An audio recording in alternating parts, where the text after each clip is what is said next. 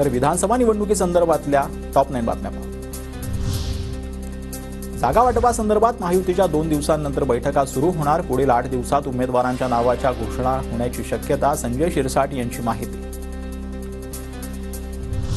महाविकास आघाडीमध्ये आजपासून सलग 3 दिवस जागा वाटपावर चर्चा होणार. काँग्रेस पक्षाचे नेते व्यस्त, मात्र काहीही झालं तरी चर्चा होणारच. संजय राऊतांची प्रतिक्रिया. पैसे घेऊन वैजापूरची उमेदवारी देण्याचा घाट ठाकरेंनी रचला होता. शिंदे गटाचे आमदार रमेश बोरनारे यांचा गंभीर आरोप. तर जो जास्त बोली लावेल त्याला तिकीट मिळेल, ही ठाकरे गटाची भूमिका. संजय शिरसाट यांची टीका.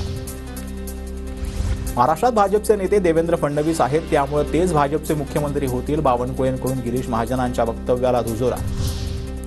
सीएम पदासाठी फडणवीस हाच भाजपचा चेहरा. बावनकुळेंकडून महाजनांच्या वक्तव्याचं समर्थन. तर मीच कॅप्टन असं म्हणणाऱ्या शिंदेंना आता भाजपनं डिसमिस केलंय. संजय राऊतांची टीका.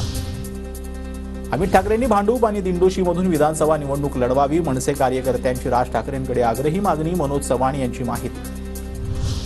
भाजपच्या पूर्व नागपूर विधानसभेवर अजितदादा गटाचा दावा. अजितदादांनी थांबवलं तरी पूर्व नागपूर विधानसभेतून लढणार. दादा गटाच्या नेत्या आभा पांडेंच्या भूमिकेनं महायुतीत पेच.